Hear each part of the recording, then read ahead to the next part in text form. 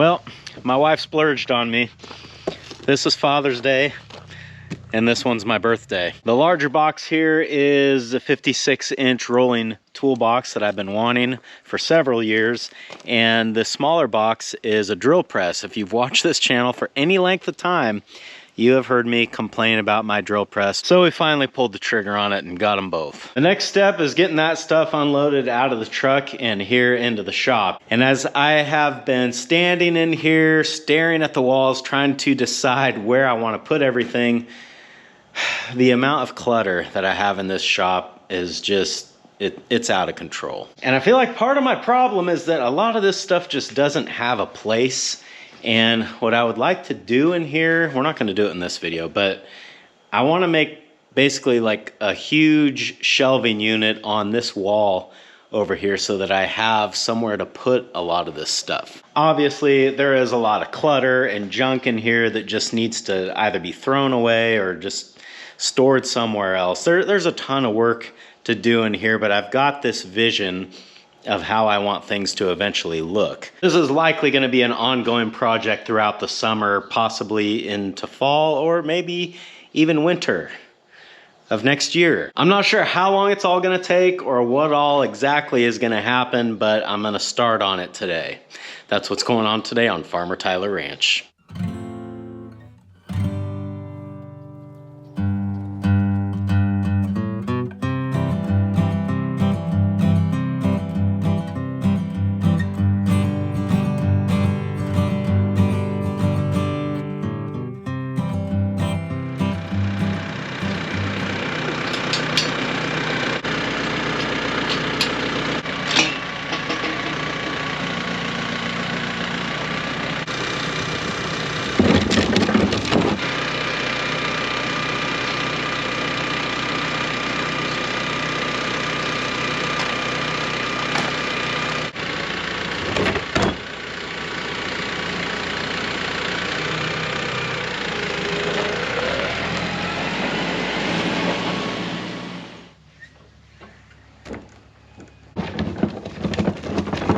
I figured it'd be smart to go ahead and bring the ranch garbage can back over here to the shop so I don't fill up the can here at the house. But before we go filling that up, which shouldn't take long, let's get the toolbox and the drill press out of the truck.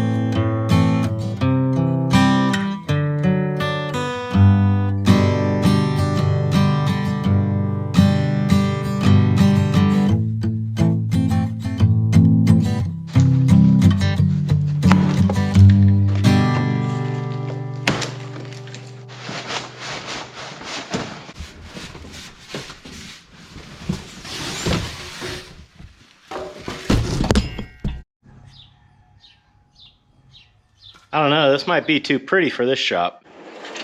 Must be this here.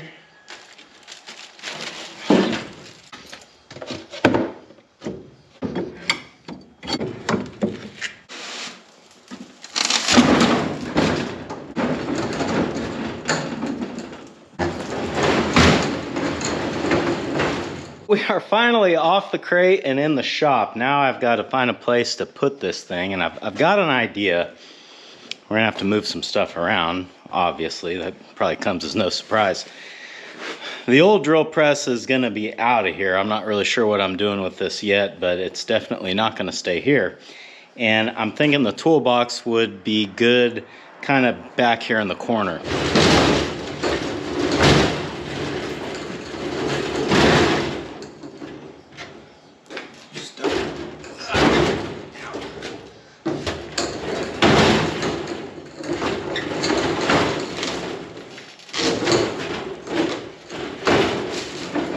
It's a couple days later now. I got the toolbox moved in. As you guys saw, I've been putting some stuff in it and trying to kind of figure out how I want to organize it, which is an ever-evolving process. But let me show you what I got so far. Top drawer is hammers, pipe wrench, pry bars, anything that's long and somewhat tall.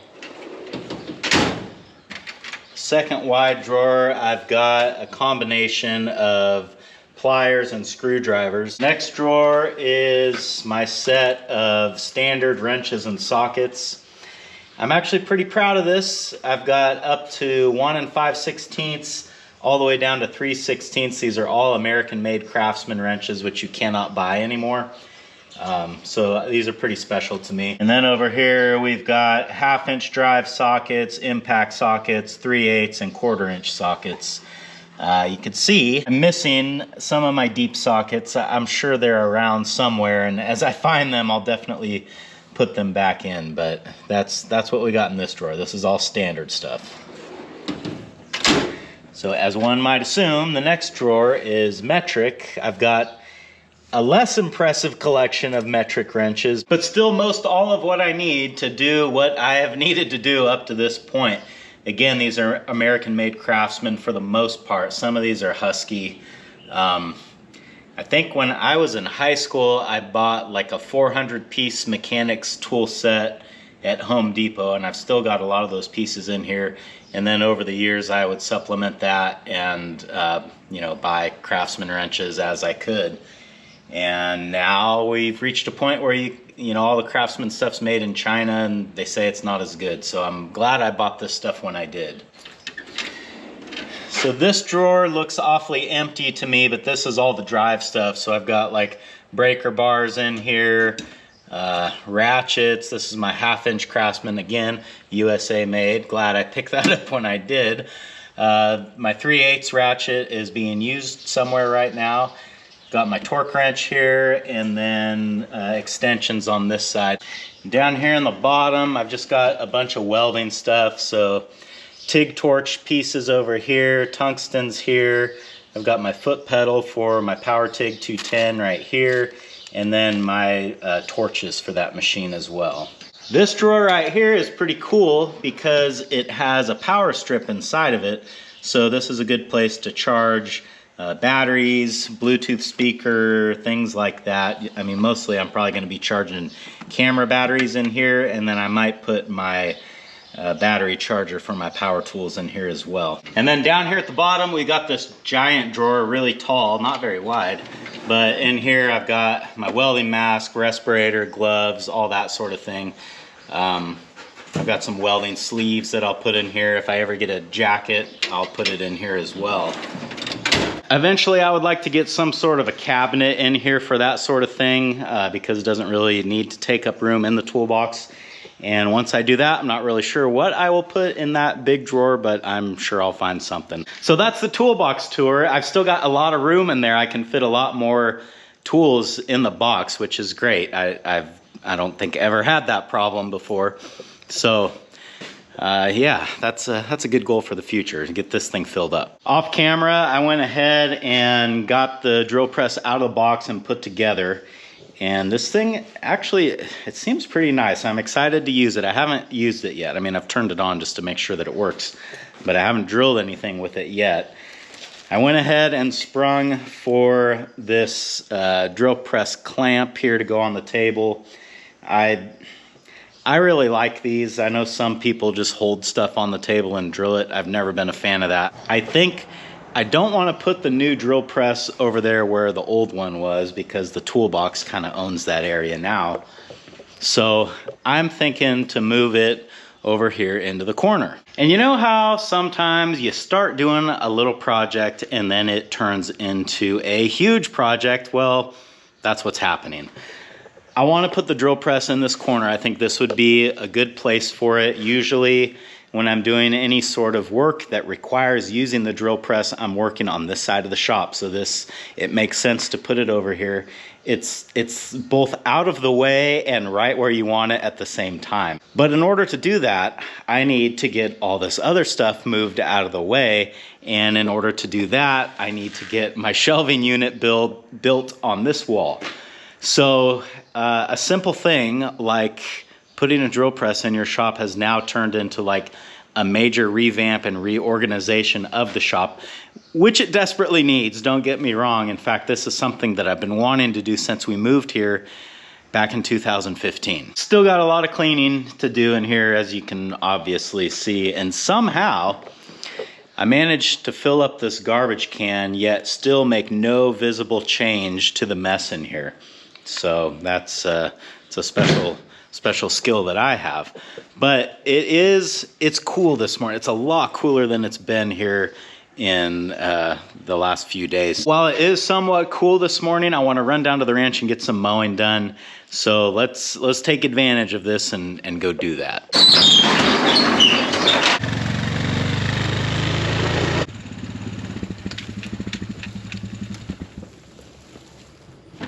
Well, we're out here at the pasture now. I just caught the wife on her morning walk and she left the dogs here with me. So I think I'm ready to get started out here. I just got to do one thing, and that is change into my tractor hat.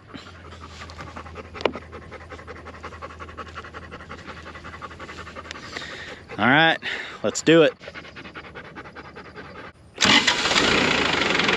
So while the tractor's warming up, I figured I'd talk about what we're mowing and why we're mowing it. First thing is what we've talked about plenty before on this channel, and that is this smut grass. I know last year I talked a lot about making a weed wiper and trying to wipe this out, literally, with using that, and I clearly have not gotten around to doing it. That is still the plan, but it's not going to happen today. The other thing that I'm going after, and you know, we're going to mow it whether we want to or not, and it is this. I'm not actually sure what this is. It's all headed out and dead now though, and if you look out like in this pasture, that brown tinge that you see is that. So once we cut that off, it shouldn't come back. I think it's at the end of its life cycle. But yeah, that's basically what we're going after. And now the why. I expect that a lot of my pink eye problems are probably from, at least in part, this tall grass, because when the cattle have their heads down grazing, going after that Dallas grass and the clover, the stuff that they like, their eyes are in the tall weeds, and when that happens, they can get a scratch or an abrasion on the eye, which can eventually lead to pink eye.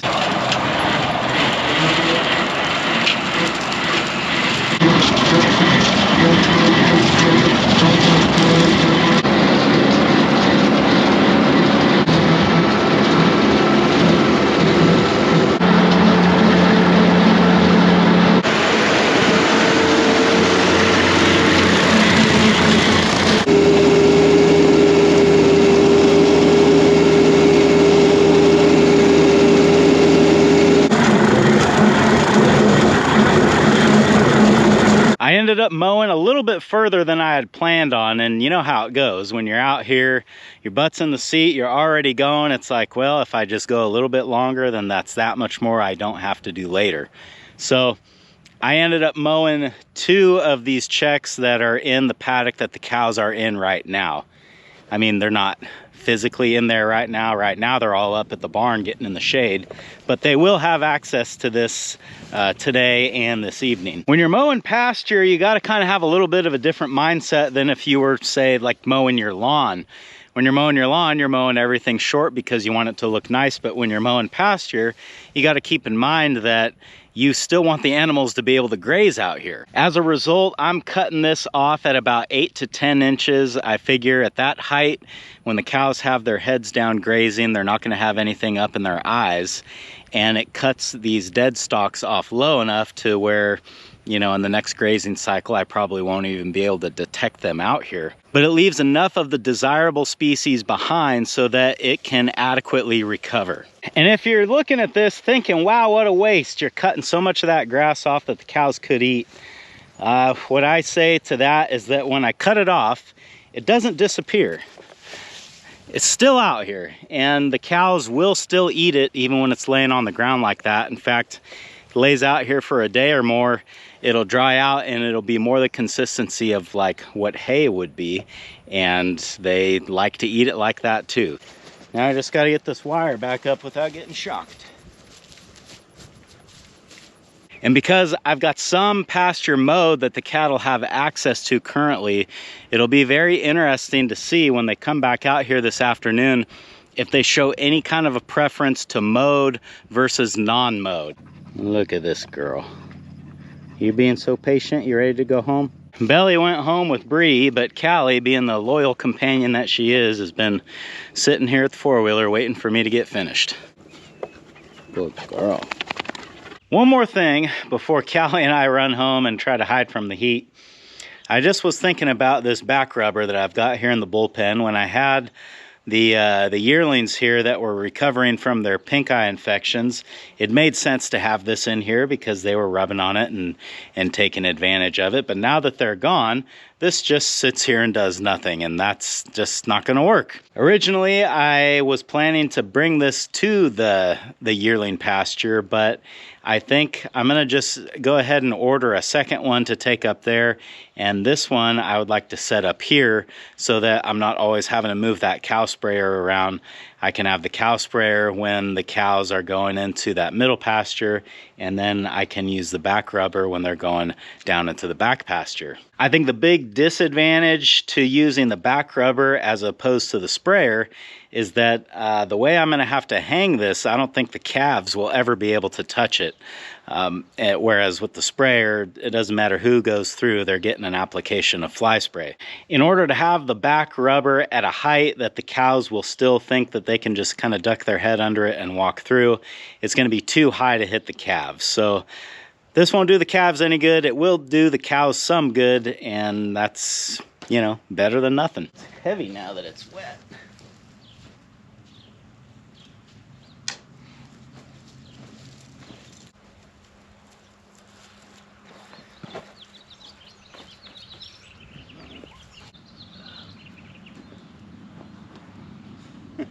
Well, that ain't gonna work. It's not gonna work hanging in the gateway like I kind of suspected, but I've got another idea that will work a little bit better. Instead of just hanging it straight across the gateway like I had originally planned, I just moved it over to this other corner post here, which stretched it a little bit further and lifted it up off the ground a little bit more. I imagine the cattle that have not seen this before, which is all of them except for the bulls have seen it. They're probably going to be a little bit leery walking under this thing, but we're over shoulder high here at this side, so there's a big enough of a gap here where I think they'll have enough confidence to just walk under it. And then once they get used to doing that, I think I want to get some of the strips that hang down, and then we could get some application on the calves as well. But first, I think we got to break them to this.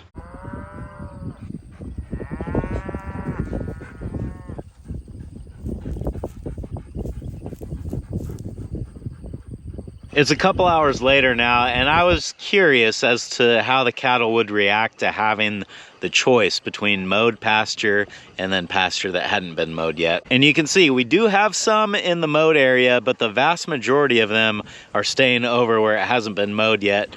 I imagine they prefer the grass that hasn't been like cut off or bitten off. Like when they're grazing, they don't typically bite a plant multiple times. They would bite it one time and then move on. So maybe we're just kind of seeing that right now, but I don't know. I, for whatever reason, thought that this was kind of interesting.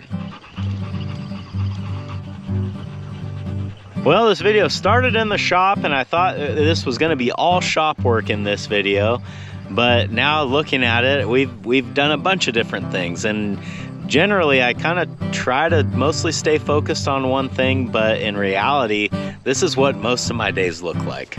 Thanks for hanging out with me today, guys, and I hope I'll see you again on Farmer Tyler Ranch.